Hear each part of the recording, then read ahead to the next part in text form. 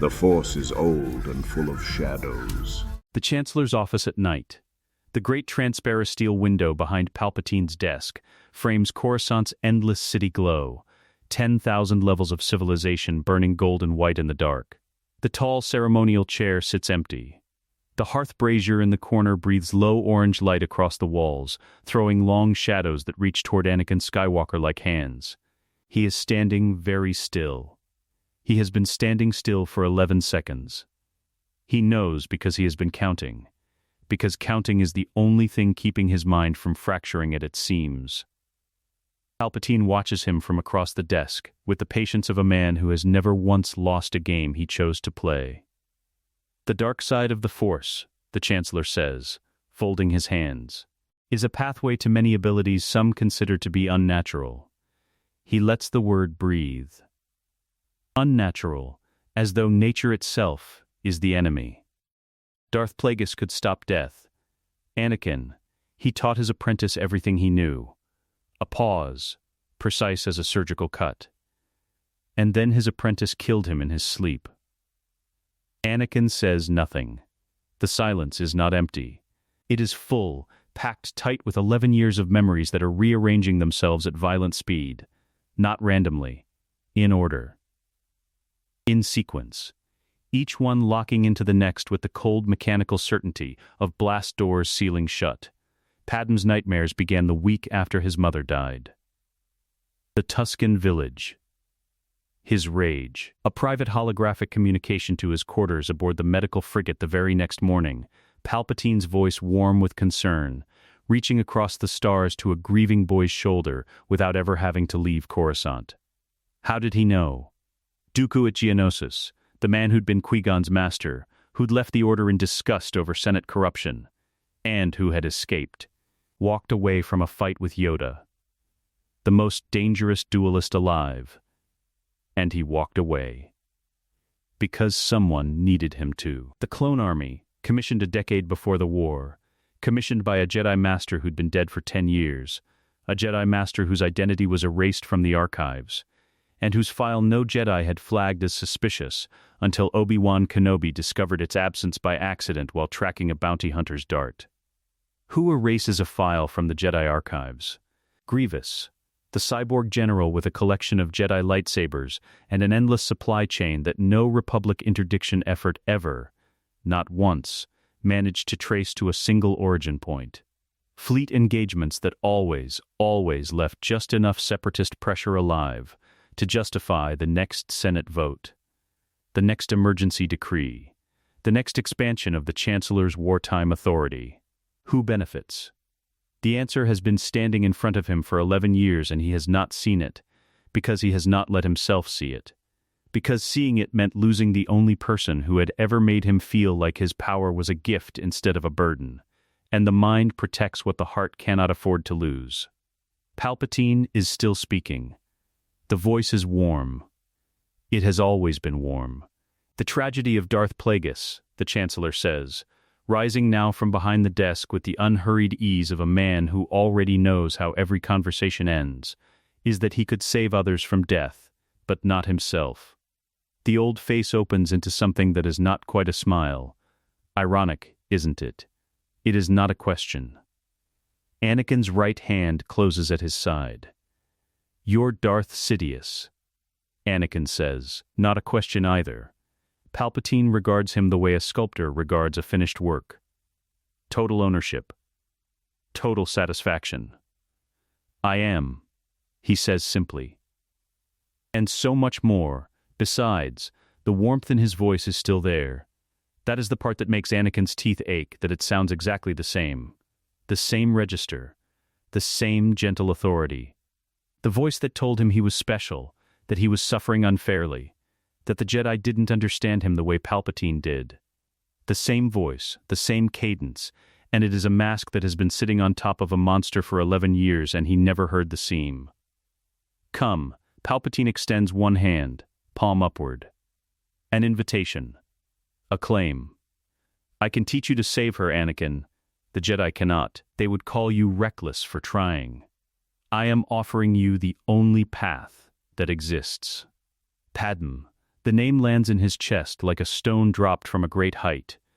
She is asleep right now in their apartment across the city. And she is pregnant. And she is dying in his dreams every night. And this man, this thing, has been cultivating that fear for months. Has been feeding it. Shaping it. Turning grief into a hook and patience into a leash. Anakin understands, in this moment, what Palpatine expected to happen next. He expected a boy still young enough to be shaped. He expected 23 years of loneliness and hunger to be more powerful than 23 years of the Force. He expected the choice to be between Padmé's life and Anakin's conscience, because he has never once considered that Anakin might choose something else entirely. That is his mistake. The fear is still there. Anakin does not pretend it is gone. Padmé's face lives at the center of it, and the grief is real, and the terror of losing her is the most honest emotion he has felt in years. But fear is not the same as surrender, and grief is not the same as weakness.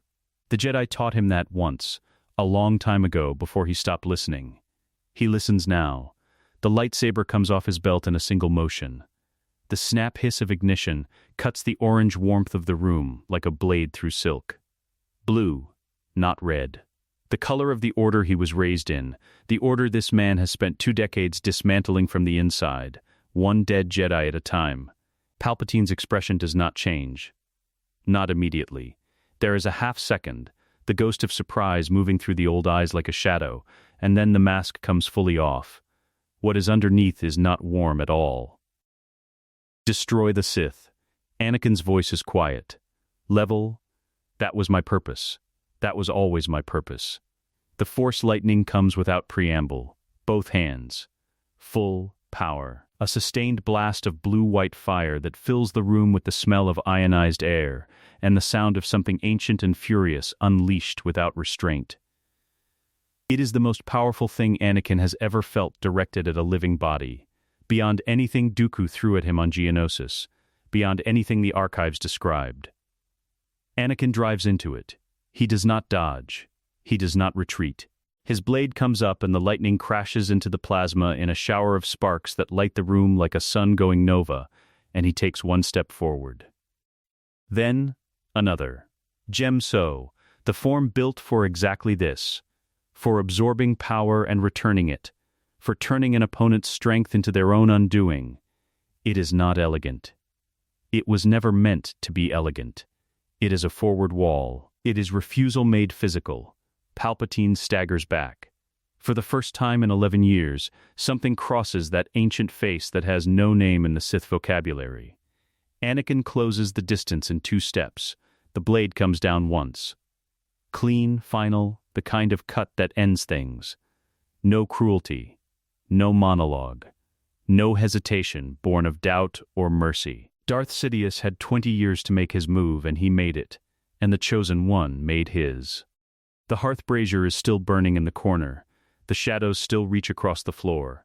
Palpatine lies where he fell, and the room is very quiet. And outside the transparisteel window, Coruscant burns on as though nothing has changed. 10,000 levels of civilization turning slowly in the dark, with no idea what has just happened in the room at the top of the world. Then the alarms begin. Far away, at first. Then closer.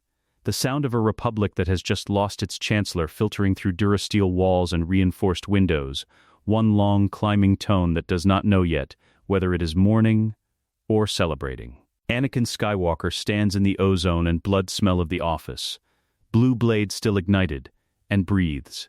He has perhaps 30 seconds. The alarms are not far away anymore. They are in the walls, in the floor, in the bones of the building itself. One sustained tone that has moved past warning into something closer to accusation. Anakin clips his lightsaber back to his belt and looks at the door. 20 seconds. Maybe less. The desk. He moves to it in 3 strides, dropping to one knee behind the Chancellor's, behind Sidious's private console. The housing is exactly where he remembered it. Every week for 3 years he sat in the chair across this desk and talked about the war, about the Jedi, about Padmé, about his fears.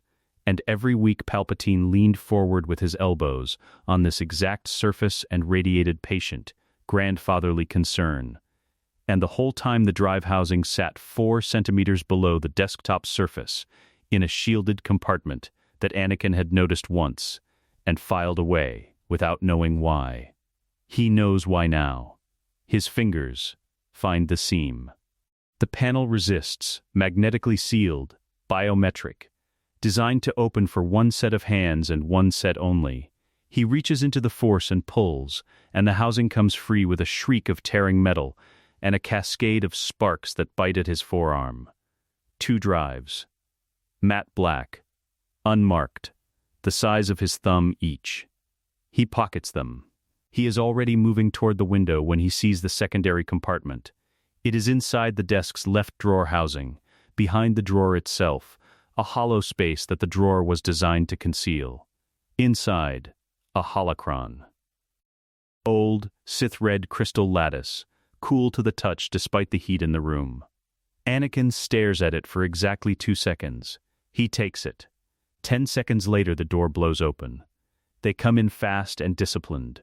2 red guards through the primary entrance, force pikes crackling at full charge, crimson robes sweeping the floor as they clear the frame in opposing arcs. Behind them, a third, covering the angle to the hearth. Professional, trained for exactly this scenario, a breached Chancellor's office.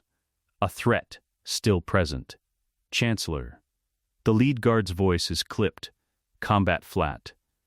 His pike sweeps the room and finds Anakin standing at the window with 2 dead drives in his pocket and a dead Sith Lord on the floor. Chancellor, respond, he sees the body. The half-second of cognitive arrest is all Anakin needs. He doesn't reach for his lightsaber. These men are not his enemy. They have spent their careers protecting a Chancellor they believed in, and what they are looking at right now is not something any amount of training prepares a person for. Anakin understands that. He chooses not to use it cruelly. He uses the Force instead. The lead guard takes a precise push to the chest, enough to lift him off his feet and drive him backward into the second guard at an angle that sends them both into the support pillar to the left of the door frame. Not a killing blow. A geometry problem. Mass and momentum redirected. 2 armored bodies converted into a single tangled obstacle, blocking the third guard's advance for exactly as long as Anakin needs. The third guard's pike comes up. Anakin sidesteps left, lets the crackling tip pass his shoulder by 4 centimeters, catches the shaft in his right hand, and adds to the guard's own forward momentum with a controlled force assist that carries him 3 meters past the window and into the corner of the hearth brazier with enough force to fold him down and keep him there. Dazed, armor smoking faintly at the pauldron. No lightsaber. No deaths. Anakin is already at the window. The transparasteel is rated for blast resistance, not for a Jedi Master with a running start and 20 years of frustration behind him. It goes on the third impact, force amplified, concentrated at the lower corner where the seal meets the frame, and then the Coruscant night comes through the gap, like a living thing. Cold and loud and enormous, the city drops away below him for what looks like forever.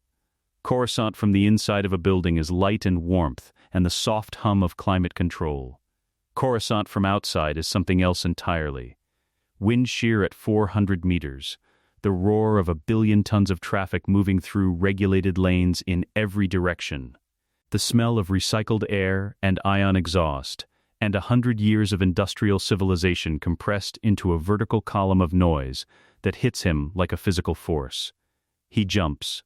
The drop is 8 meters before he catches the underside of a passing cargo skiff with a telekinetic hook. Not grabbing it. Exactly. More like convincing the Force that his trajectory and the skiff's are briefly the same problem. He hits the cargo netting on the skiff's underside with both boots and holds, and for 2 seconds he is simply hanging in the Coruscant dark, 8 meters below Sidious's shattered window, listening to the alarms cascade from floor to floor above him. The skiff pilot does not know he is there. He does not plan to enlighten them. The upper air lanes lock down in under 3 minutes. He knows because he watches it happen from below, the automated lane barriers dropping across the regulated traffic corridors above him in sequence. Red warning lights strobing in the dark as Republic Air Traffic Control pushes an emergency restriction outward from the Senate District like a wave. Clean, fast, well rehearsed. Someone in the command structure had a protocol ready for exactly this. He had expected that. He drops from the skiff at the first opportunity, a maintenance catwalk at sub-level 1800. One of the last regulated levels before Coruscant's infrastructure descends into the unregistered chaos of the Undercity, and moves laterally, instinctively heading for the shadows. The drives in his pocket feel heavier than they should. Below sub-level 1800, the city changes character entirely. The lights go from regulated white to whatever color the local power splice can manage, reds, ambers. The occasional stuttering blue of a junction box someone wired wrong and nobody ever fixed. The traffic is not traffic anymore. It is a constant undisciplined churn of unlicensed speeders, cargo haulers running dark transponders, courier bikes threading through gaps that do not exist by any legal definition. Nobody looks up. Nobody looks at anyone, as a rule. Eye contact in the Undercity is a transaction, and most of the people down here are not looking to buy anything.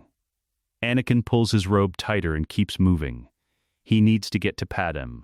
He needs to get the drives to someone who can read them safely.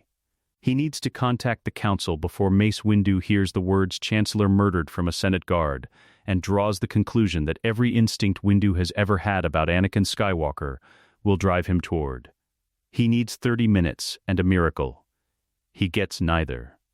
The speeder comes in low from the left, unmarked, civilian registered, moving too deliberately for a coincidence at this level. Coruscant Guard response team running plain clothes. Commander Fox's people.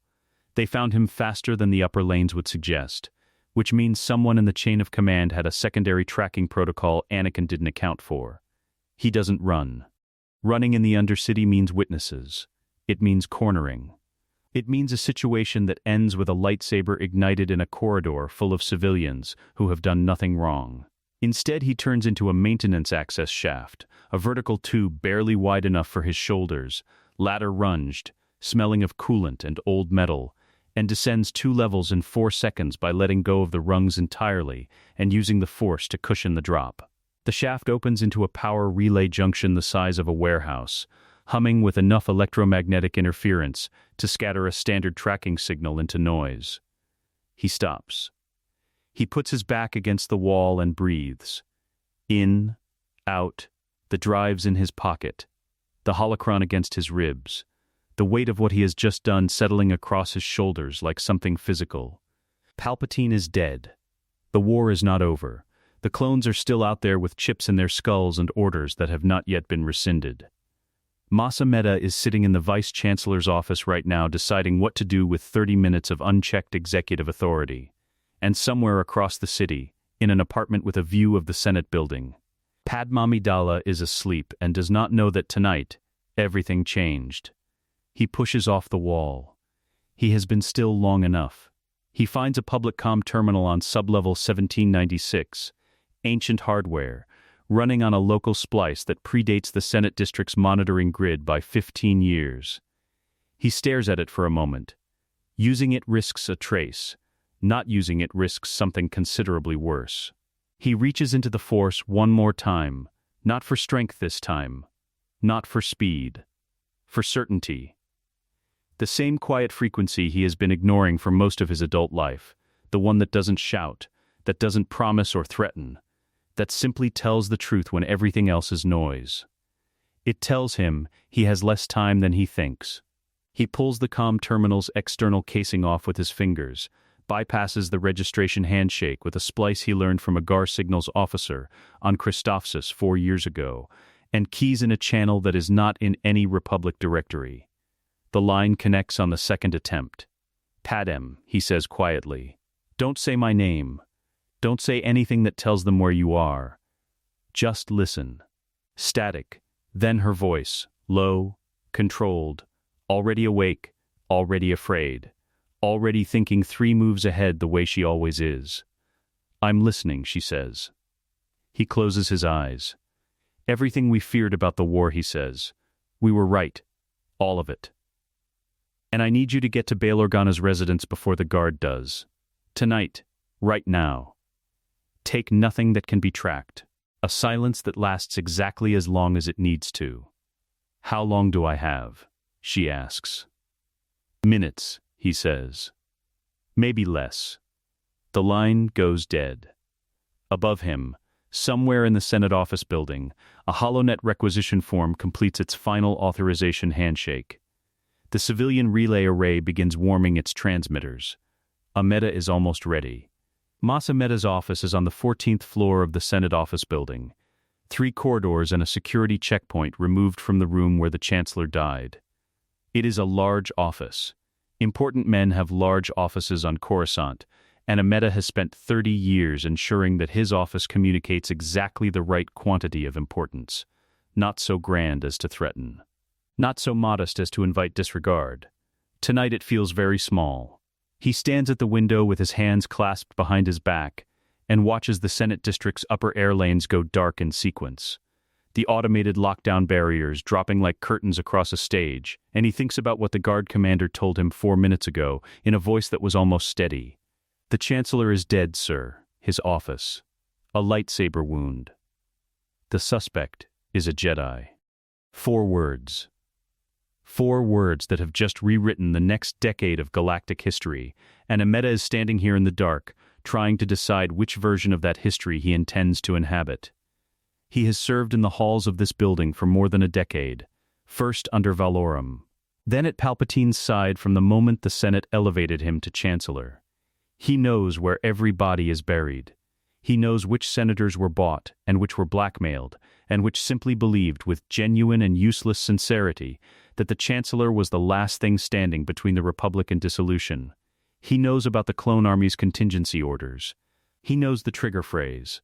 He knows it because Palpatine told him 3 years ago in this same office over Coruscant wine, told him with the casual ease of a man sharing a recipe, as though it were simply useful administrative information and not the deadliest sentence in the history of the Republic. Amidala understood, even then, what it meant that he had been told. It meant he was trusted. It meant he was useful. It meant he was, in every way that mattered, complicit. He has made his peace with complicity. He turns from the window and moves to his private terminal.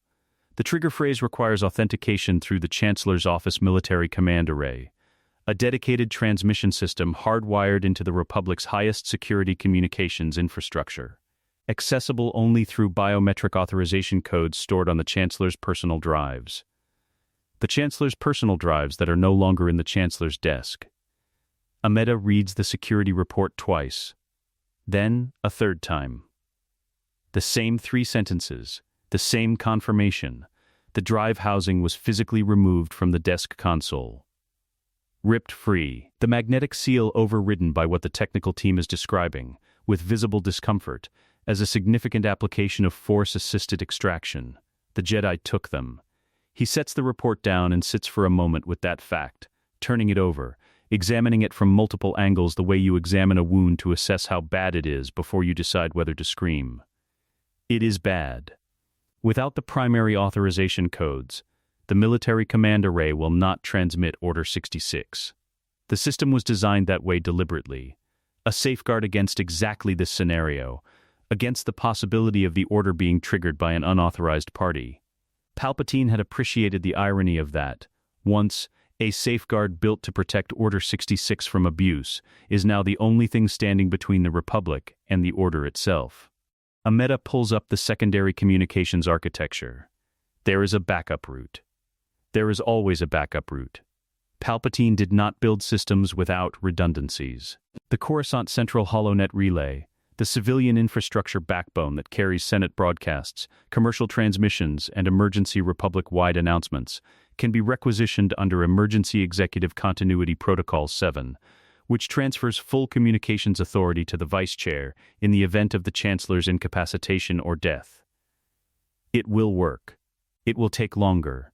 The civilian relay was not designed for military encryption, which means the signal will be messier, the clone response will be less simultaneous, and there will be a window, small, chaotic, imprecise, in which some clone units may receive the order before others. Amidala begins typing the requisition. Commander Fox arrives at 0214 hours. Coruscant Standard. He is a precise man in red and white armor that has never once been scuffed on duty, and he stands in the center of Amida's office with his helmet under his arm and his expression professionally blank in the way that only soldiers and executioners manage. The Jedi is in the Undercity, Fox reports. Sub-level 1800 or below, based on last confirmed visual. Plainclothes units lost him in the Relay Junction district, heavy electromagnetic interference. A pause that is not quite an apology. He knew what he was doing. He always does, Amida says. How many units do you have on the perimeter? 42 Coruscant Guard, 12 plainclothes, 2 air support gunships.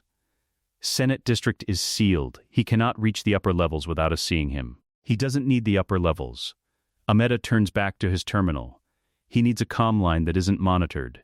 He needs transport. And he needs whoever he is going to in this city to be warned before we can intercept them. He looks back at Fox. Find Padmé Amidala. Fox's expression does not change. The senator from Naboo. She has been his. Amida pauses. Selects the word with care. Confidante for years. If Skywalker contacts anyone tonight, it will be her. Put plain clothes on her building. Do not move on her yet. If she leads us to him, that is worth more than an arrest that drives him deeper underground. Fox nods once, replaces his helmet, and leaves. Amida returns to the requisition form on his terminal. The HoloNet relay authorization is 70% complete. The system is asking him to confirm executive continuity status, a legal formality confirming that the vice chair is acting in the chancellor's absence due to death or incapacitation, not personal initiative. He confirms it. The timestamp records 0217 hours. It records Mace Windu, vice chair of the Galactic Senate, as the acting executive authority of the Republic. He does not feel the weight of it the way he expected. He feels, instead, a kind of cold clarity that he suspects is either leadership or its precise opposite, and he has stopped being interested in the distinction. 6 levels below the relay junction, Anakin feels it. Not the authorization. Not the paperwork. The Force does not carry bureaucratic signals. What it carries is intent, the specific dark-edged texture of a decision being made by someone who is committed to a direction and closed the door behind them. He has felt it before, in battle, in the moment when an enemy commander stops calculating and starts executing. It has a weight to it, a kind of momentum that the Force registers the way the body registers a change in air pressure before a storm. Someone is moving. He doesn't know yet what they are moving toward. He knows it is happening fast, and he knows the drives in his pocket are connected to it. And he knows that 30 minutes of reactive thinking have already cost him more ground than he can afford to lose. He moves toward the exit, and above him, in the Senate office building, a HoloNet relay array sits warm and waiting for a command that has not yet been given. Not yet. Bail Organa's Coruscant residence is on the 285th floor of the Cantham House complex, a building that has housed Alderaan's senatorial delegation for 200 years and carries the particular quietness of old money and older principle. The corridors smell of polished stone and something faintly floral that Bail's staff imports from Alderaan at considerable expense. Because Bail Organa is a man who believes that the spaces people inhabit shape the decisions they make inside them, and he has always been deliberate about his spaces. At Oro 241 hours, the deliberateness is still visible, even now. He is dressed. That is the first thing Anakin notices when Padmé opens the service entrance and leads him through the back corridor into the main sitting room. Bail Organa, roused from sleep by an encrypted priority message that said only open the door and ask nothing yet, is standing in the center of his sitting room in a pressed tunic, with his hands clasped in front of him, and he is dressed, and his face carries the specific expression of a man who has been half expecting a night like this for a long time and is not going to waste the next 30 seconds on shock. Mon Mothma is on the comm screen behind him. She is also dressed. Anakin stops in the doorway and looks at the two of them, Bail solid and waiting, Mon Mothma's face pale and precise on the screen, her senator's composure worn like armor, and something in his chest that has been wound very tight since the Chancellor's office releases by a single degree. He is not entirely alone in this. Not yet. Close the door, Bail says. Padmé closes it. He puts the drives on the table first. Then the holocron. Then he straightens and looks at Bail and says, simply and without preamble, Palpatine was Darth Sidious, the Sith Lord we have been looking for since Naboo. He told me himself. I killed him. I have his files. The sitting room is very quiet. Mon Mothma, on the screen, draws a single careful breath. Bail looks at the drives, then at the holocron, then at Anakin's face, reading it the way a man reads a document he knows is going to cost him something. You killed the Chancellor, Bail says. I killed Darth Sidious, Anakin says. He happened to also be the Chancellor. Another silence. Shorter this time. How certain are you? Mon Mothma asks, from the screen. Her voice carries no accusation, just the clean precision of a mind that understands that everything that happens next depends entirely on the quality of the answer to that question. He told me, Anakin says, in his office. He thought I was going to kneel. He pauses. He explained the Darth Plagueis story, not as a myth, as autobiography. Mon Mothma absorbs this. Something moves behind her eyes, not fear, exactly, more like the sensation of a very large structure settling onto a new foundation. And the drives, she says. His private Sith communications array. Every contact, every transmission, every order he gave through back channels for I don't know how many years. The proof is in there, if we can read it. He glances at Bail. I need a slicer, someone who can crack military-grade encryption without a Senate trace. I know someone, Bail says, and does not elaborate, and Anakin does not ask. Padmé has been standing at the edge of the room since they came in, and now she moves to the table and looks at the holocron without touching it. Her face in the low light of the sitting room is very still, very careful, doing the thing it does when she is afraid, and will not show it. Anakin watches her and knows every layer of that stillness by heart. The drives are the least of our problems tonight, she says quietly. Everyone in the room looks at her. Amidala has executive authority the moment Palpatine died, she continues, and she says it the way she says everything political, not as an opinion, but as a fact she has already processed and is now presenting for others to catch up to. He knows about the clone army's contingency orders.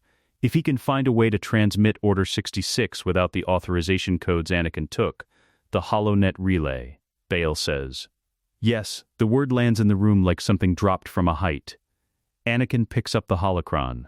It sits in his palm, cool and geometric, the Sith crystal lattice catching the sitting room's light in dull red angles. He can feel it in the Force the way you feel a scar, not painful, exactly, but present. A record of everything it has touched. He doesn't try to open it. Not here. Not yet. What's on it?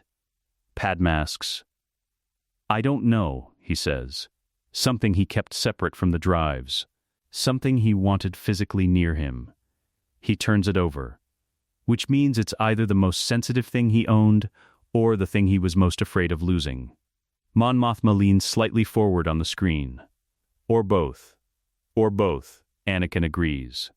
Bail crosses to the secondary console on the far wall and pulls up a Senate-encrypted channel, not the public HoloNet, but the dedicated senatorial secure comm backbone, the one that was built after the Stark hyperspace war for exactly this kind of crisis.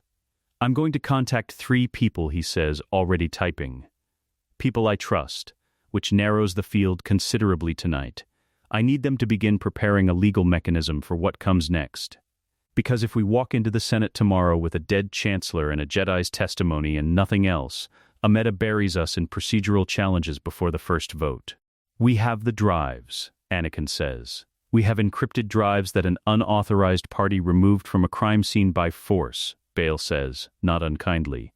We need them decrypted, authenticated, and introduced through a chain of custody that a Senate investigative committee can't disqualify. He looks at Anakin with the patient gravity of a man explaining architecture to someone used to solving problems with a lightsaber. This is the part where it gets slower than you want it to be. Anakin sets the holocron down on the table. He has spent 20 years solving problems with a lightsaber.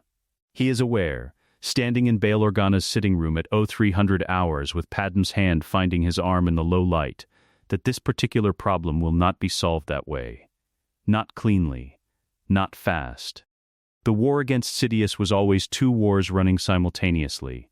The visible one, with fleets and armies and battles that made the HoloNet, and the invisible one, with votes and procedures and the slow machinery of institutions being hollowed from the inside. Sidious lost the visible war tonight. The invisible one is still very much in progress. There's something else, he says. Bail looks up from the console.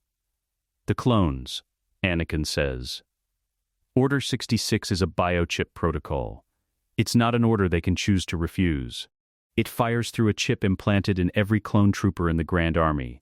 If a meta transmits, they don't disobey. They can't disobey. They will turn on every Jedi in the field before those Jedi have any idea what's happening. He stops. Lets that sit for a moment. Obi-Wan is on Utapau right now. The name falls into the room and stays there. Padmé's hand tightens on his arm. We have to stop the broadcast, Mon Mothma says from the screen. Not a question, not a debate, a simple statement of what the next 12 hours require. Yes, Anakin says. And we have to deal with the chips. Even if we stop tonight's broadcast, the order still exists. It can be transmitted again, by anyone who finds the backup authorization route. He looks at the drives on the table. The only permanent solution is removing the chips. Every clone. And that takes time we may not have. Then we divide it, Bail says. He has stopped typing. He is looking at Anakin with the focused calm of a man who has just decided to spend whatever he has to spend. You stop the broadcast. We build the legal case. Padmé holds the Senate floor long enough to matter. He glances at Mon Mothma on the screen. Can you be here by morning? I'm already on my way, she says, and the screen goes dark. Bail looks back at Anakin. Who do you trust in the Grand Army? The answer comes without hesitation. Rex, Anakin says. CT 7567. Captain of the 501st. He picks up the holocron again, wraps his hand around it.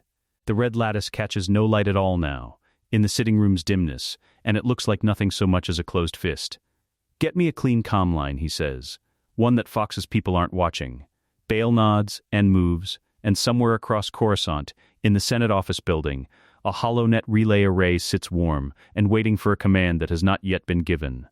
Not yet. By 0400 hours, Cantham House has become something it was never designed to be. The sitting room has acquired the specific atmosphere of a command post in the hours before an operation, not loud, not chaotic, but dense with the particular focused energy of people who have accepted that the situation is what it is, and have stopped spending resources on wishing it were otherwise. 3 datapads are open on the table alongside the drives and the holocron. A Senate legal reference archive runs on the secondary screen. Someone, Bail's aide, a quiet young man named Essio who has not asked a single question all night and has been more useful for it, has produced caf from somewhere, and it sits in plain cups on the side table going slowly cold, because no one has remembered to drink it. Padmé is standing at the primary screen. She has been standing there for 40 minutes, working through the Senate procedural codex with the focused intensity of someone diffusing something, and Anakin has watched her from across the room and felt, underneath all the fear and urgency and the cold strategic weight of everything still unresolved, a specific and clarifying kind of love. Not the desperate clinging variety that Palpatine spent 3 years cultivating in him like a crop. The other kind. The kind that exists because she is exactly herself, completely and without apology, and she is magnificent at it. He looks away before she catches him watching. They do not have time for that conversation right now. Mon Mothma arrived 20 minutes ago, still in her travel cloak, and she went directly to the table and directly to work without a word of greeting, which is either impressive discipline or a signal of how serious she considers tonight, and Anakin suspects it is both. She and Bail have been speaking in low, rapid sentences about something called the Emergency Governance Clarification Act, a procedural mechanism, apparently, that has existed in the Senate Codex for 60 years without anyone ever needing to use it, which allows a sitting senator to formally contest an acting executive's authority pending full Senate review. Anakin understands approximately 40% of what they are saying.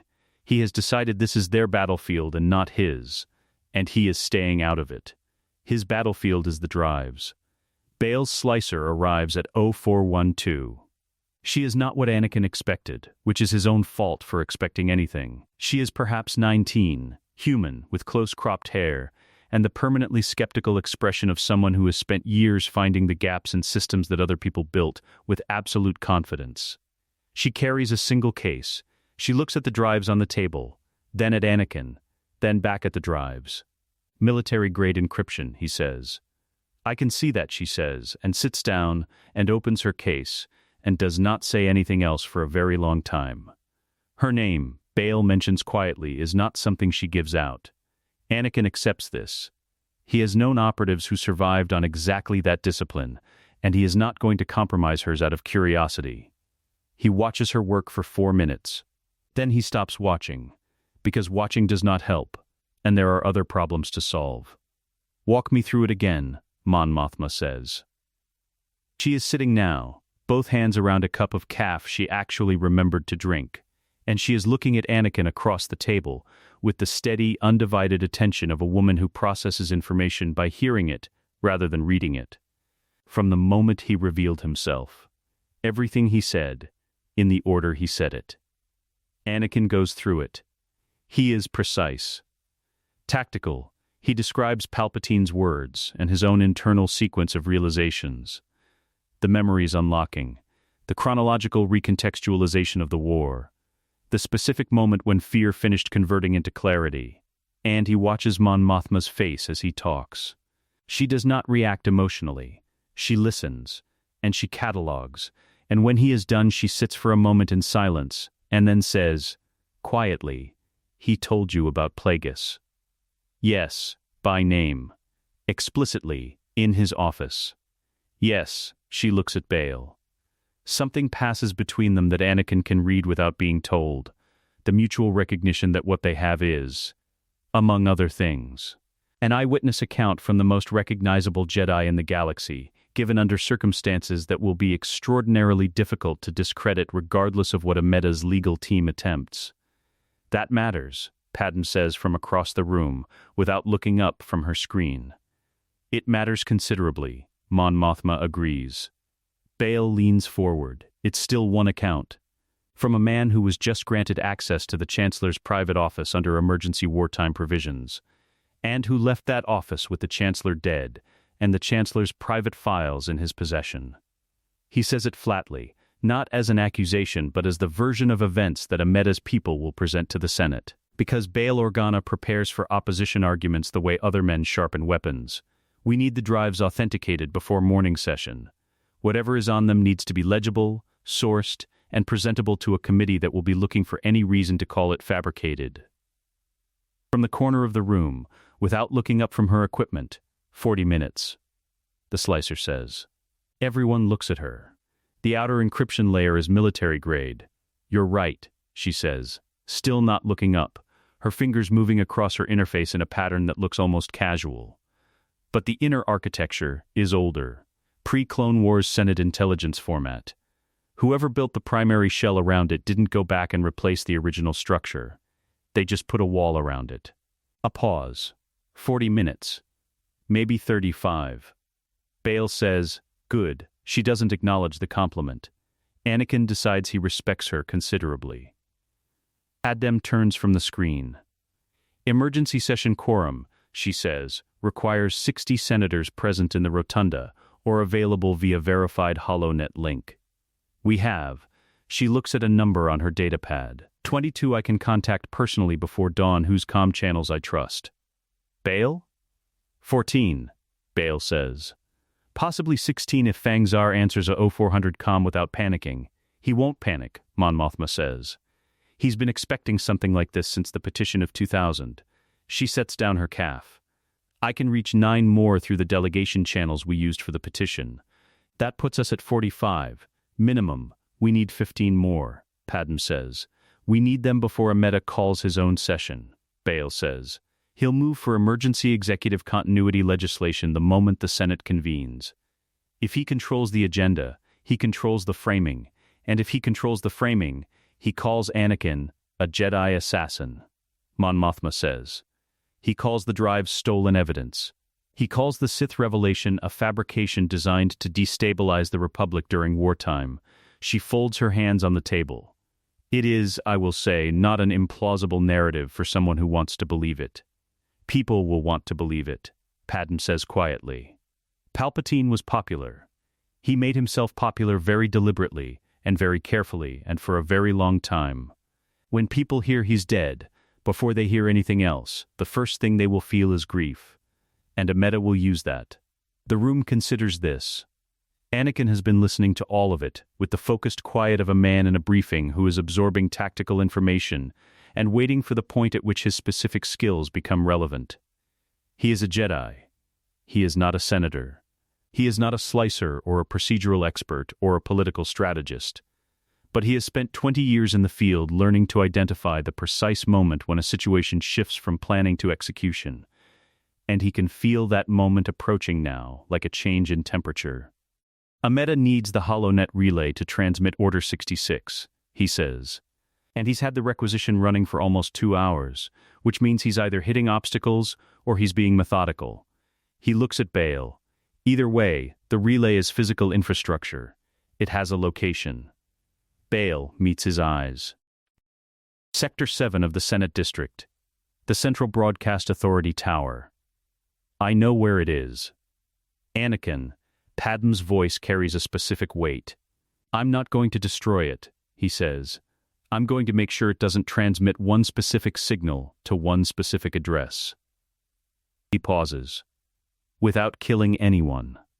She looks at him for a long moment, looking for the thing she has been afraid of for 3 years, the place in him where fear and power intersect and produce something irreversible. He lets her look. He has nothing to hide from her. Not tonight. Whatever she finds, it is enough.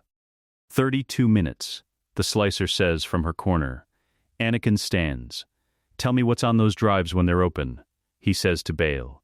Everything. I need to know what we're building before I go. Bail nods. We'll have it ready. He looks at Padmé once more. She has already turned back to her screen, already moving, already fighting the version of this war that she knows how to fight. 3 comms open simultaneously on her datapad. Her voice goes low and precise and carries not one syllable of fear. He picks up his lightsaber from the side table and walks to the door. The caf is cold. Nobody drank it. The Central Broadcast Authority Tower is a durasteel column rising from the Senate District's infrastructure grid like a nerve ending. Utilitarian, unbeautiful, essential, it handles 40% of Coruscant's outbound HoloNet traffic on any given day and roughly 80% of Republic military relay signals during active wartime operations. At 044 hours it is staffed by a night crew of 11 technicians, 2 security officers, and a shift supervisor named Delvin, who has been doing this job for 19 years and has never once had anything interesting happen on his watch. Tonight is not going to preserve that record. Anakin comes in through the maintenance level. Not because stealth is strictly necessary. He is still technically a Jedi Knight and a Republic military officer, and his clearance codes have not yet been formally revoked, which means the front entrance is theoretically available to him. But because the front entrance has 2 plainclothes Coruscant Guard units positioned across the street that he spotted from 3 blocks out, and walking through the front door invites a confrontation he does not have time for. The maintenance level smells of coolant and old cabling, and the specific metallic warmth of hardware that has been running without pause for decades. He moves through it quickly, following the signal routing schematics he pulled from a Senate infrastructure archive on Bail's terminal before he left Cantham House. The HoloNet relay array is on the 14th floor. The military channel repeater, the specific piece of hardware that would carry Order 66 from Amidala's requisition to every clone battalion in the Grand Army, is on the 13th, in a shielded room behind a Grade 5 security door. The Grade 5 security door takes him 11 seconds. He does not use his lightsaber. The repeater room is small and very loud, the constant mechanical hum of hardware processing a galaxy's worth of signal traffic, racks of equipment floor to ceiling, indicator lights blinking in red and green and amber in patterns that look random and are not. He finds the military relay junction in 40 seconds, identifies the specific transmission queue, running Amidala's Order 66 requisition in another 20. and looks at it. It is sitting at 94% authorization completion. The final 6% is a Senate Executive Authentication handshake, a last verification step built into the system that requires the acting Chancellor's biometric confirmation. A safeguard. A small one. But it has bought them hours, and hours have been enough.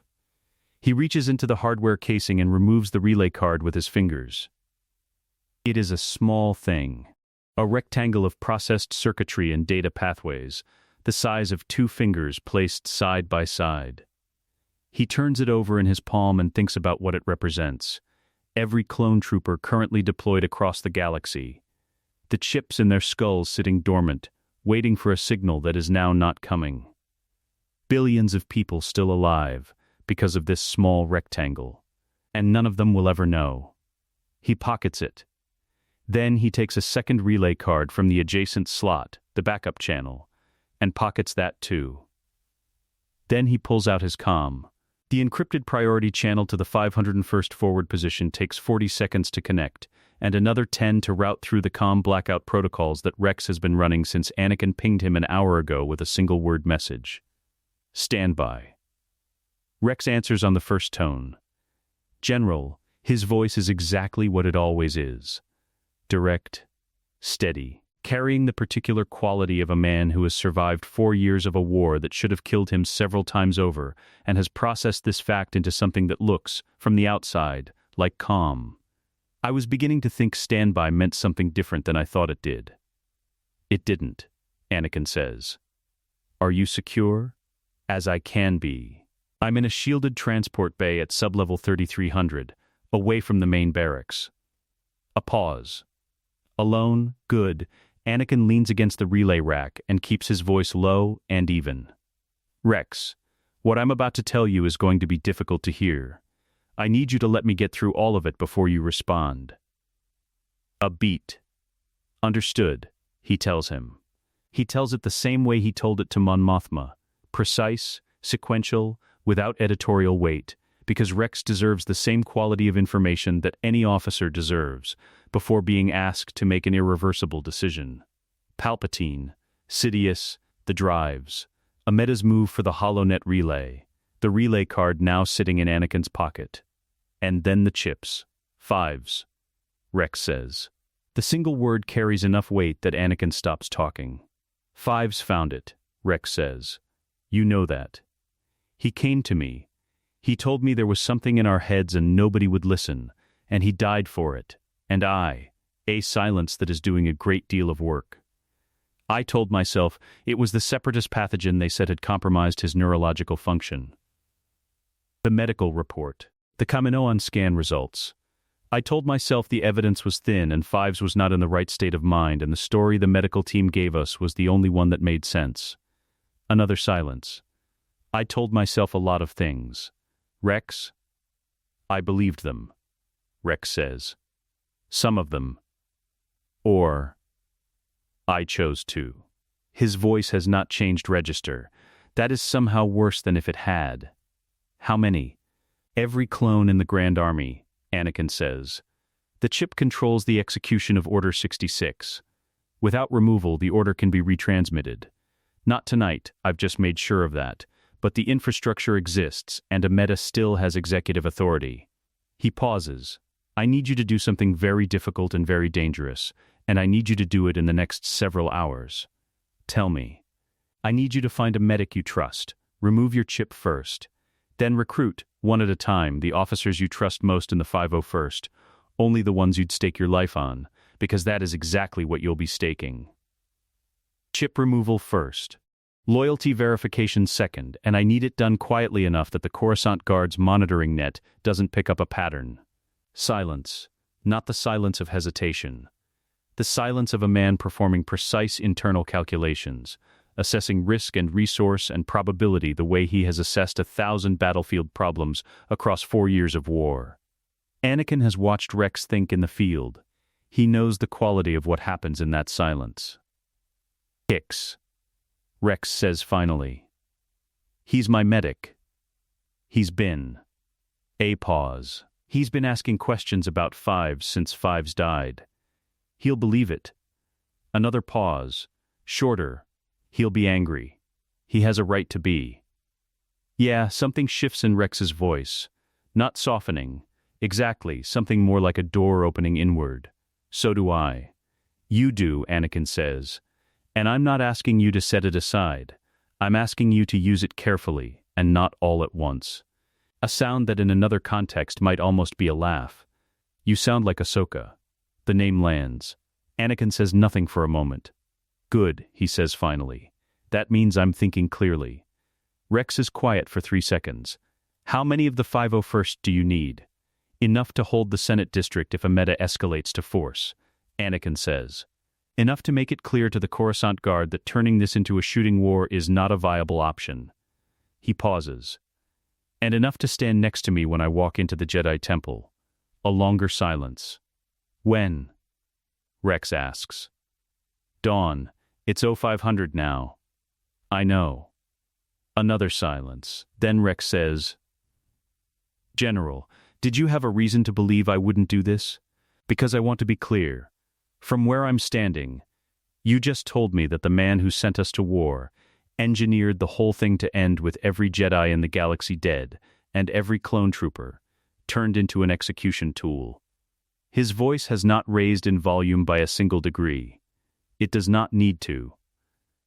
There is not a version of that conversation where I say no. Something tightens in Anakin's chest and releases. Thank you, he says. Don't thank me, Rex says. Get to the temple. I'll have people at your back before you reach the steps. The line closes. Anakin stands in the repeater room for a moment, listening to the machinery hum, the relay card in his pocket, the holocron at his ribs.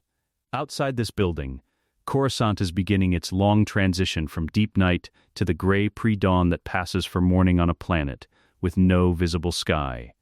The light changing not from darkness to sunlight, but from one quality of artificial brightness to another. He thinks about Rex moving through the 501st barracks right now, finding kicks, speaking in low-controlled sentences, and the first chip coming out of the first skull, and the first clone trooper waking up from the procedure and lying there in the dark understanding for the first time what has been living inside him. The anger is going to be extraordinary. He hopes they have somewhere to put it. He moves toward the exit, and below him, in the Senate district, the blue-marked armor of the 501st begins, quietly, to choose. The Jedi Temple at dawn.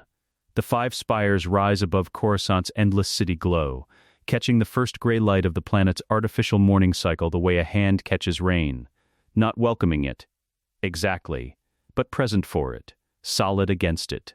The ancient structure has stood for 10,000 years above this city and absorbed 10,000 years of what cities produce: noise, ambition, grief, the particular desperation of civilizations that keep building upward because they have run out of room to build outward.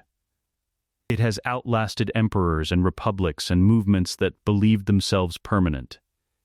It is not a comforting building. It was never designed to be. Anakin stands at the base of the temple's main approach and looks up at it and feels, for the first time since childhood, genuinely uncertain whether it will receive him. He came alone. That was deliberate. Rex's people are positioned 3 blocks back, 12 troopers in civilian wraps, chip-free, holding a perimeter that nobody can see. They are not here to storm the temple. They are here because the alternative is Anakin walking into a building full of Jedi with no fallback. And Rex had approximately one thing to say about that alternative and said it in 4 words. Absolutely not, General. So they are 3 blocks back.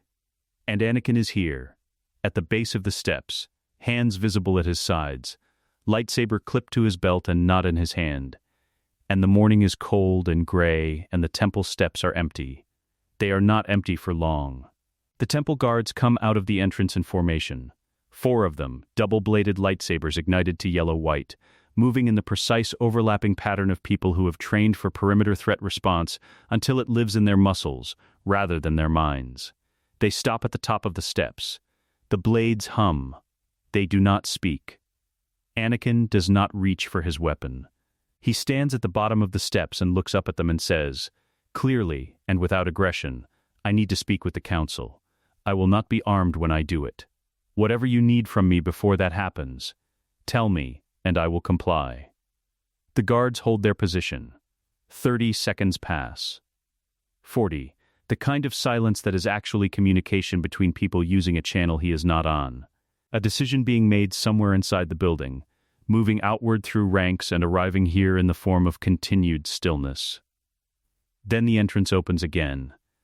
Mace Windu walks out alone. He stops at the top of the steps and looks down at Anakin with an expression that is not quite what Anakin expected.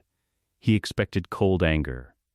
The directed, compressed variety that Windu carries the way other men carry rank insignia, as an identifier, a statement of what he is. The anger is there, but underneath it is something raw and less controlled and considerably more honest. Mace Windu has been awake all night. The news of the Chancellor's death reached the temple 3 hours ago. He has spent 3 hours in a building full of Jedi trying to prepare for whatever comes next, and the thing that has just walked up to his front steps is not anything he prepared for. Skywalker, he says. Master Windu. A beat. Windu's jaw tightens. You killed the Chancellor. I killed Darth Sidious, Anakin says. I have evidence. I have witnesses. I have his files. He reaches slowly, deliberately slowly, with the exaggerated care of a man diffusing a situation 1 millimeter at a time, into his robe and produces the data drive. Holds it up. Everything he was, everything he did, everything he built, across decades, using the Republic and the war and the Jedi Order itself as instruments. He holds Windu's gaze. I would like to show it to the Council. Windu stares at him, reading him.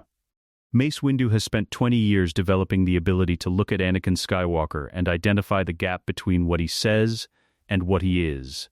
And the thing that crosses his face in the next 3 seconds is the expression of a man who cannot find the gap. That does not make him less dangerous. In Anakin's experience, it makes him more. Master Yoda is waiting, Windu says finally, and turns and goes back inside. Anakin follows him up the steps. The council chamber at the temple's peak holds 12 seats in a circle, and the morning light comes through the tall windows in long gray bars that fall across the floor and illuminate nothing warmly. 8 masters are present. Obi-Wan's seat is empty. 3 others are empty. The ones that are occupied hold faces that Anakin has known for 20 years. Some with affection, some with wariness, most with a complicated mixture that he has never been able to fully parse, and every one of those faces is doing something he has rarely seen Jedi Council members do in public. They are afraid. Not of him. Or not only of him. Of the shape of what this morning represents, the Chancellor of the Republic dead, a Jedi accused, the war's entire moral architecture suddenly requiring examination from the foundation up. Yoda sits in his chair at the far side of the circle and watches Anakin cross the room, and his face carries something that is not fear at all, something older and heavier, and more honest than fear. Anakin stops in the center of the circle. He takes the data drive from his robe. He takes the secondary drive. He takes the holocron. He sets all 3 on the floor in front of him. Then he straightens and puts his hands at his sides. Ask me what you need to ask, he says. They ask for an hour, not all of them. Windu drives the questioning with the focused precision of a man who has decided that the fastest path to truth is the most direct one, and his questions are hard and sequential and do not give Anakin room to deflect. The timeline. The conversation. Every word of Palpatine's Sith identity confession. In sequence. The fight. The kill. Why he didn't contact the Council first, before acting. On that last question, Anakin is quiet for a moment. Because, he says, if I had calmed the Council from that office and told you the Chancellor just revealed himself as Darth Sidious, the response time to reach me was a minimum of 12 minutes, and in 12 minutes the most powerful Sith Lord in galactic history would have done one of 3 things. Fled. Called his guards. Or killed me. He pauses. I made a tactical decision. I understand if the Council views it as a failure of protocol.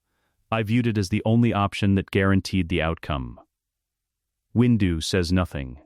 His expression has shifted 3 times during the last hour in ways that Anakin has been tracking carefully, and the current configuration. Compressed, internal, effortful.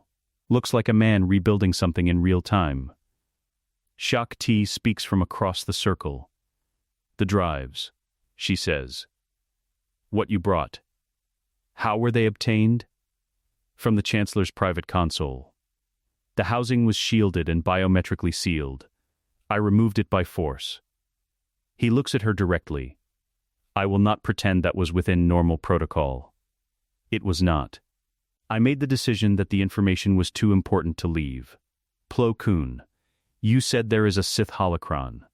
Yes, you did not attempt to open it. No.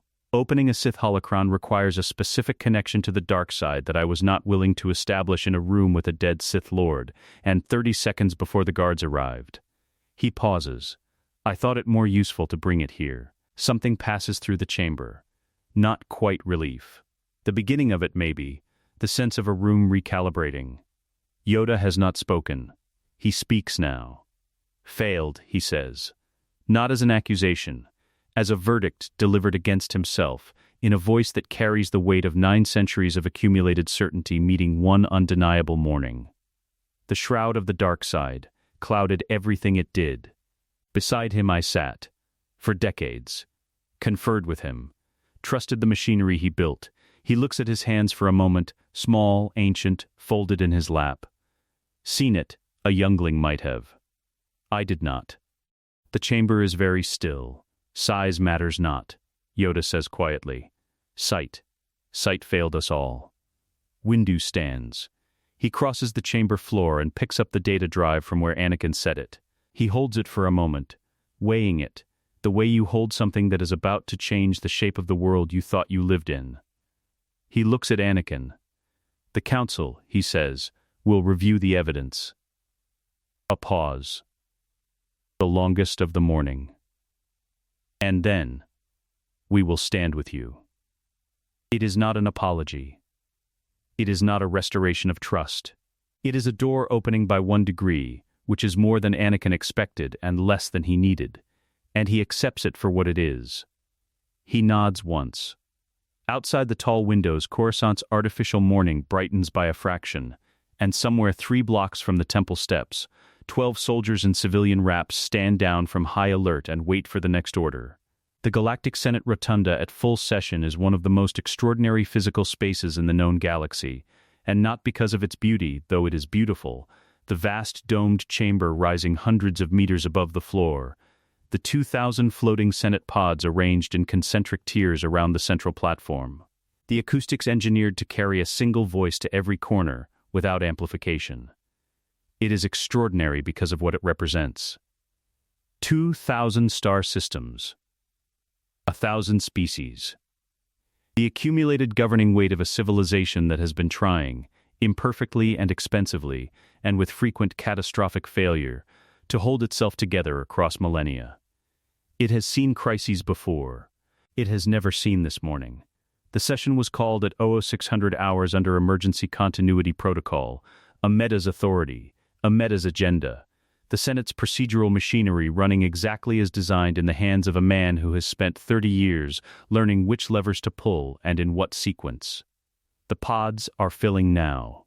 Senators and their aides arriving in various states of sleep deprivation and controlled alarm, the chamber filling with the low sustained sound of 2,000 political minds processing the same incomplete information and arriving at different conclusions. The Chancellor is dead. That is all most of them know. That is precisely all a Meda has allowed to be communicated through official channels since 0300 hours. The Chancellor is dead, the Republic faces an unprecedented security crisis, and the Senate must convene immediately to ensure continuity of governance. It is, Padmé Amidala thinks from her pod on the 43rd tier, an almost elegant piece of information control. Tell them one true thing and fill the silence around it with nothing, and watch fear do the rest of the work. She straightens her shoulders and opens her comms. Amidala speaks from the central platform with the authority of a man who has decided that the best defense of his position is to occupy it so completely that challenging it feels like challenging the institution itself. He is dressed in full Vice-Chancellor's regalia, the tall headdress, the formal robes, the chain of office, and he uses the chamber's acoustics the way Palpatine taught him to use them, planting his voice at the back of every pod simultaneously.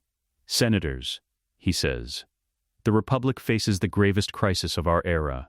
Chancellor Palpatine, a man who dedicated his life to the preservation of this body, to the security of every system represented in this chamber, was murdered last night in his own office."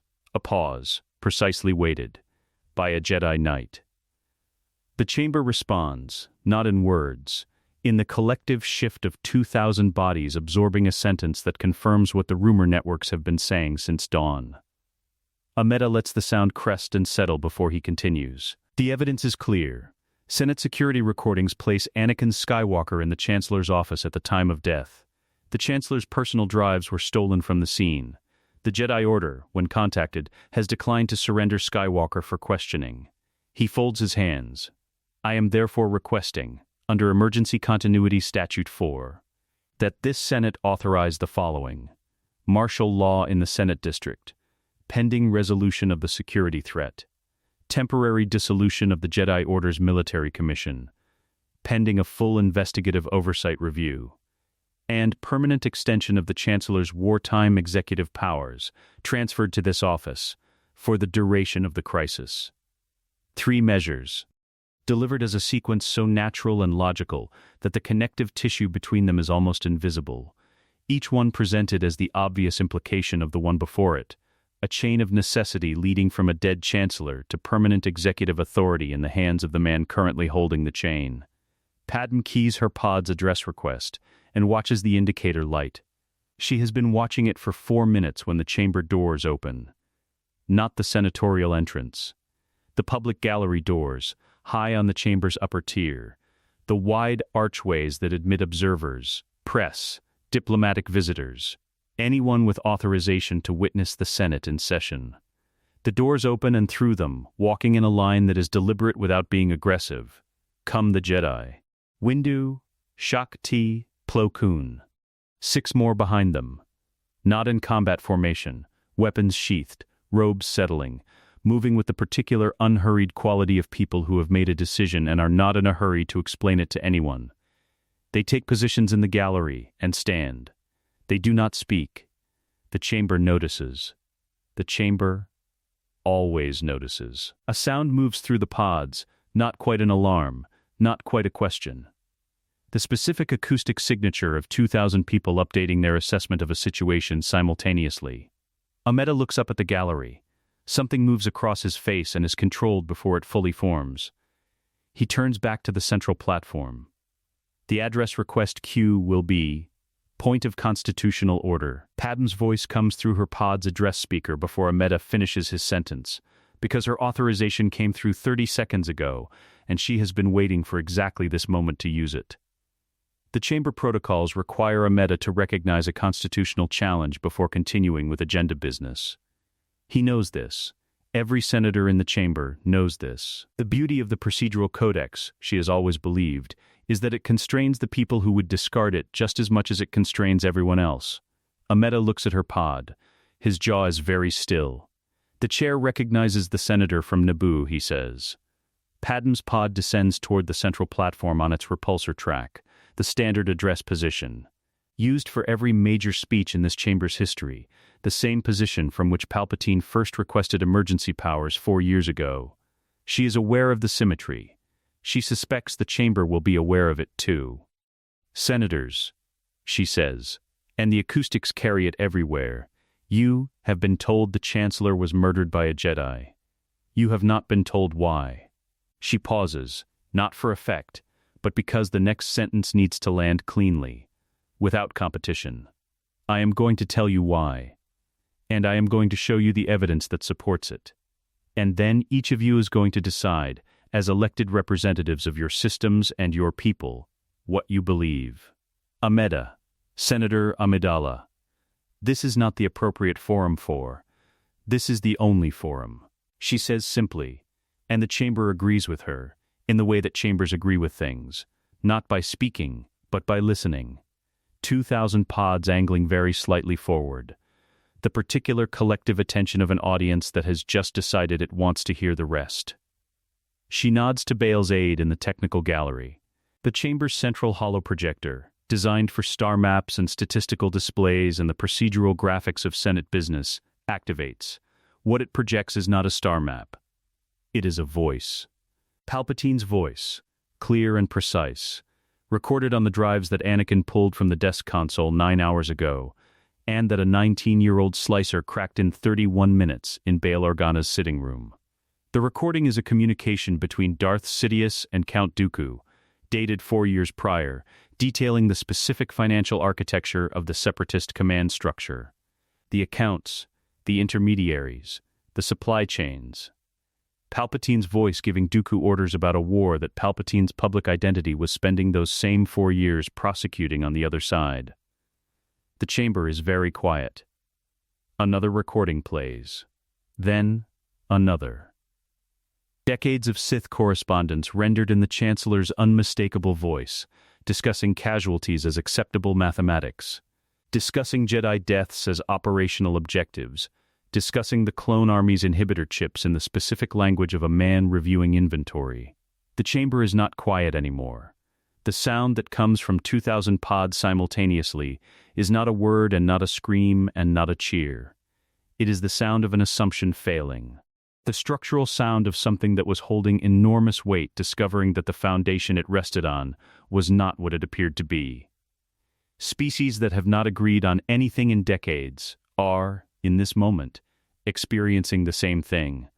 The specific vertigo of a reality that has just been replaced by a larger one. Amidala is speaking. His voice is raised. He is using words like fabricated and inadmissible and chain of custody, and every word is technically coherent and procedurally defensible, and landing on an audience that is no longer in a state to be persuaded by procedure. Padmé watches him from the central platform.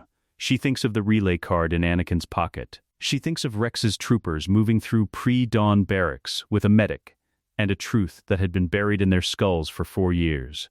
She thinks of Mon Mothma, currently working through the senators of the delegation of 2,000 one by one in the corridors outside, and Bale holding the authentication documentation that certifies every recording as unaltered and source verified. Amidala has martial law, emergency powers, the procedural machinery of 30 years in this building. She has the recordings, the testimony, and the truth. She lets the recordings play. The recordings have been playing for 11 minutes when Amidala makes his decision. Padmé sees it happen. She has watched enough political careers end in this chamber to recognize the moment when a man stops calculating outcomes and starts calculating exits. And Amidala's face makes that transition between one breath and the next. The particular compression of features that means the argument has been lost, and what remains is the question of what to take with you on the way out. He leans to the aide at his left and says something. The aide moves. Padmé tracks the aide's trajectory through the central platform's lower tier, watches him reach the chamber's security station on the east corridor, watches the 2 Coruscant guard officers there receive a transmission on their helmet comm units, and straighten in response. Their body language changes the way body language changes when an order has been given that the recipient knows is wrong and has decided to execute anyway, because the architecture of obedience is sometimes stronger than judgment. She has perhaps 90 seconds. Senator Organa, she says into her personal comm, very quietly, without moving her mouth visibly. East Corridor. Now, the guards move fast. She will give Amidala that. He has spent 30 years in this building and he knows its geometry. Knows that the fastest way to end a Senate floor address is not to out-argue the speaker, but to remove the people listening to her. 4 Coruscant guard officers come through the East Corridor access onto the Senate floor, in combat configuration, weapons drawn. Moving toward the pods of Bail Organa, Mon Mothma, and 2 other senators of the delegation of 2,000 whose authentication testimony is the legal backbone of the drive evidence. Remove the witnesses. Discredit the chain of custody. Reframe the arrest as a security operation rather than a political suppression. It is, she thinks, the move of a man who learned tactics from Palpatine, which means it is technically sophisticated and fundamentally misreading the room. The room has been watching the recordings for 11 minutes. The room is not going to interpret 4 armed guards moving toward opposition senators as a security operation. The sound the chamber makes is different from what it made during the recordings, less structural failure. More something that lives below language. The collective response of 2,000 political bodies to the sight of force being used against process. Species that have experienced occupation recognize it immediately. Species that haven't recognize it instinctively. It moves through the pods in a wave that starts at the east side and rolls across the chamber in 3 seconds. Amidala raises his voice over it. For the security of this body, the individuals in question are being detained pending. The main doors blow open. Not dramatically. Not explosively. The doors simply open faster than doors open by themselves, pushed by a force application that is precise enough to move 4 tons of reinforced Senate architecture without damaging the frame. And through the opening come the 501st. Not all of them. Enough of them. 20 troopers in blue-marked armor, moving in a formation that is disciplined and deliberate and very visibly not attacking anyone, weapons holstered, pace controlled, spacing maintained. Behind them, Windu and Shakti from the gallery above, descending via the emergency access stairs. And at the center of the formation, walking without hurry, lightsaber on his belt and hands at his sides, Anakin Skywalker. He looks like what he is. A Jedi general who has made a decision and arrived to stand behind it. The 4 Coruscant guard officers stop moving. This is the specific calculation that Anakin understood when he spoke to Rex before dawn. Not that the guard would be outfought, but that they would be outweighed. 42 Coruscant Guard against 20 chip-free 501st troopers who have spent 4 years in combat operations with the Jedi Order is not a fight that ends cleanly for anyone. And Commander Fox, arriving at the chamber entrance 30 seconds behind the 501st and assessing the room in 2 seconds, is a precise man who has never confused bravery with arithmetic. Fox stops his unit at the entrance. He does not give the order to advance.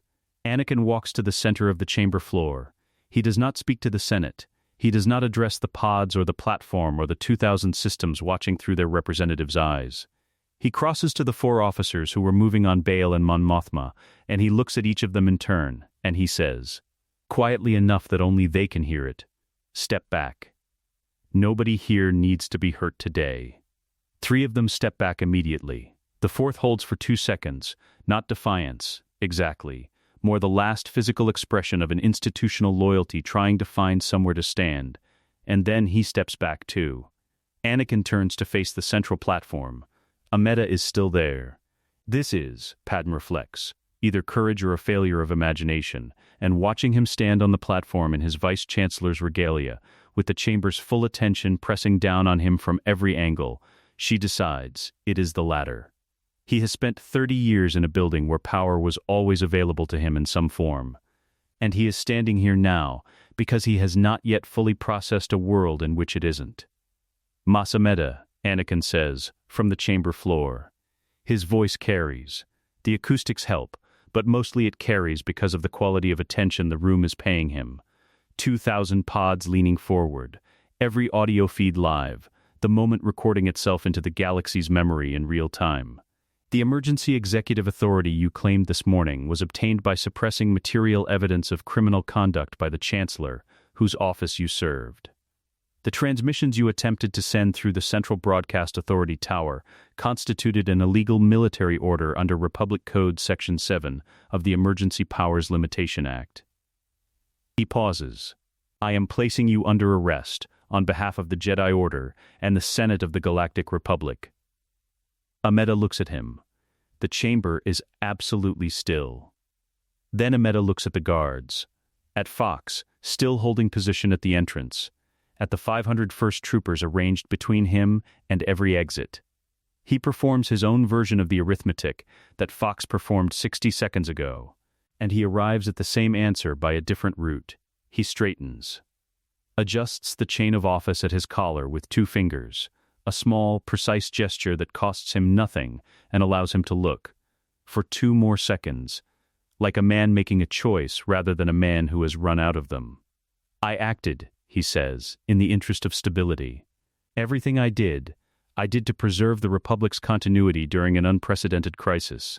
He looks across the chamber at the pods, finding faces, the lifetime instinct of a political survivor looking for allies in a room that has stopped producing them.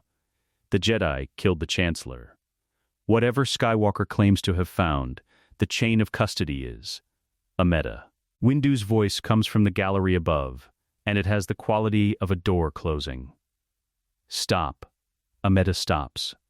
A silence that is not empty. Full of 11 minutes of recordings and 4 years of war and the accumulated weight of a manipulation that has been running so long that most of the people in this room grew up inside it, without knowing.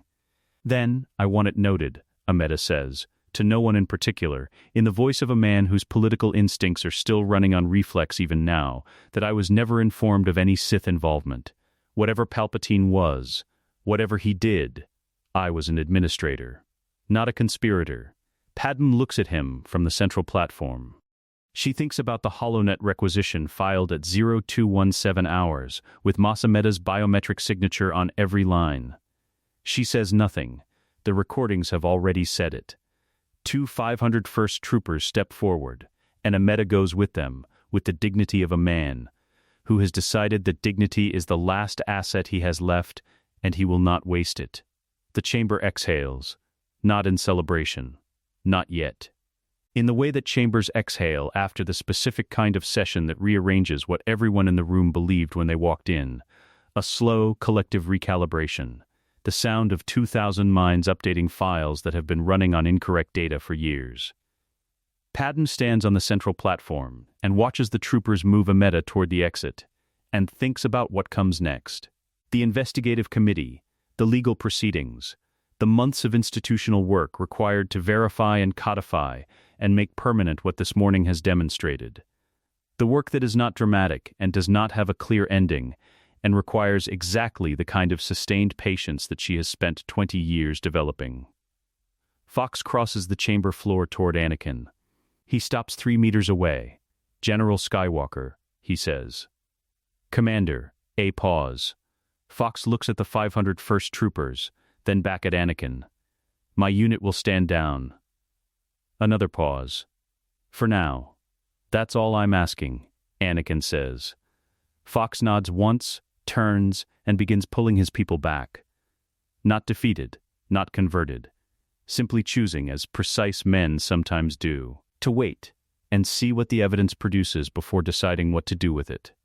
Padmé steps down from the platform. She crosses the floor to Anakin and stops beside him and does not touch him.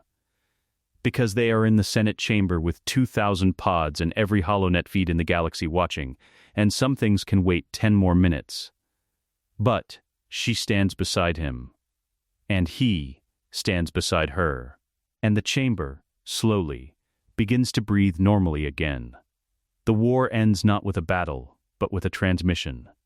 3 days after the Senate session, the decrypted drives produce a complete map of the Separatist command infrastructure, every financial account, every supply route, every communication channel running between Dooku's political network and the manufacturing systems on Geonosis, Mustafar, and 40 other worlds.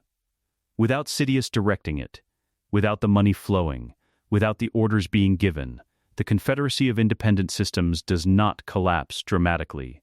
It simply stops. Fleet commanders receive no new directives. Planet-side garrisons receive no resupply authorizations.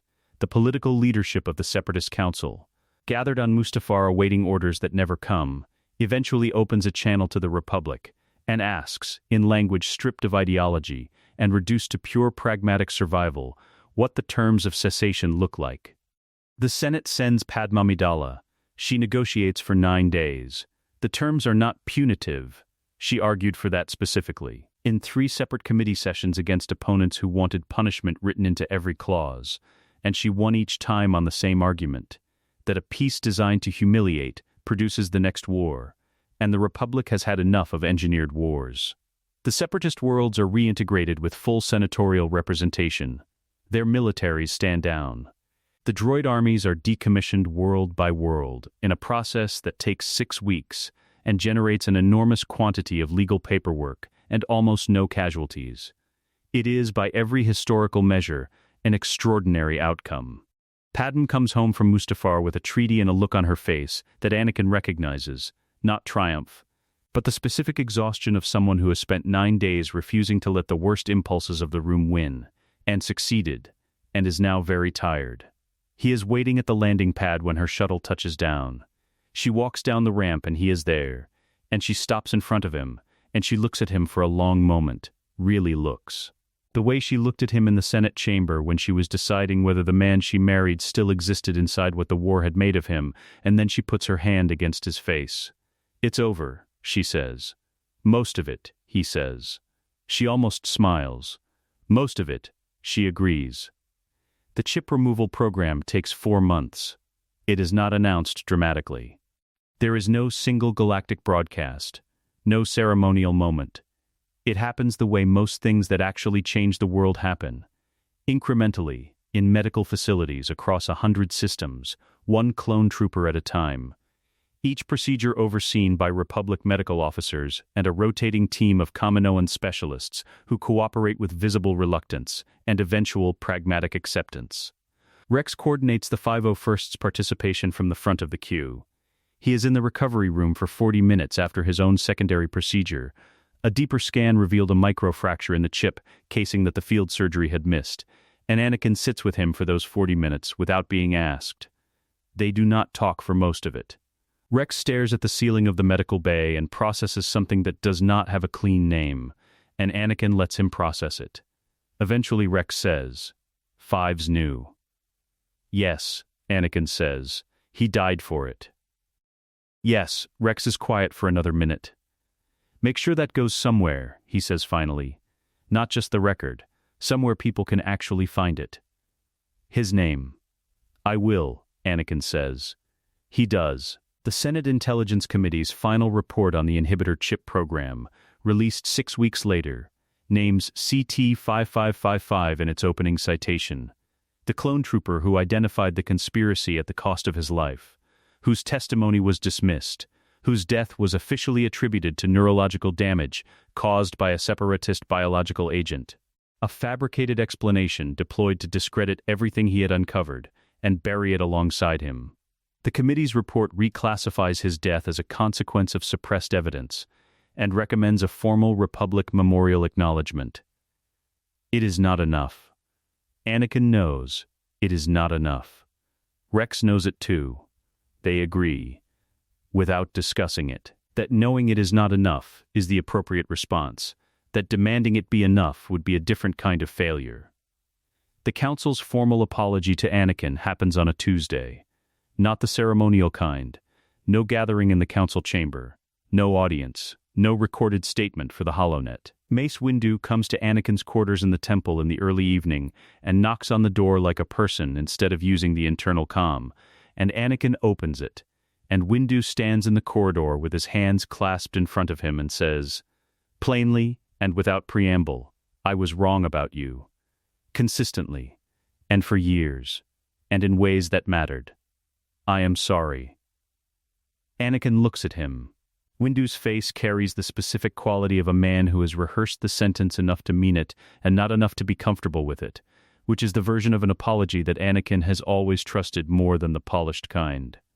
"I wasn't always wrong about me," Anakin says. A pause. Something in Windu's expression shifts, not quite amusement, not quite respect. Something in the territory between them. "No," he says. "You weren't." They stand there for a moment in the doorway. "Come in," Anakin says. "There's Kaf." Windu comes in. They drink Kaf and talk for 2 hours, not about the apology which has already been completed, but about what comes next, which is a considerably longer conversation. The Jedi Order in the aftermath of a war it nearly did not survive.